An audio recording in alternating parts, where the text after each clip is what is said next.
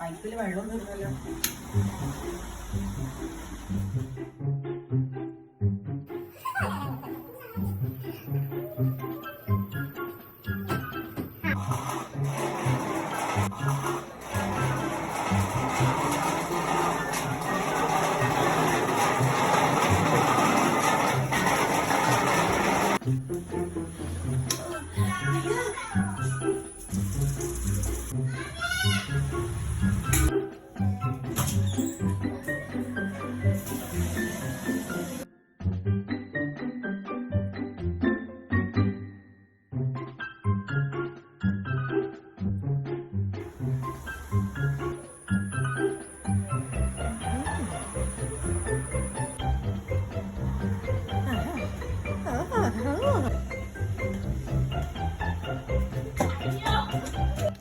എന്നാ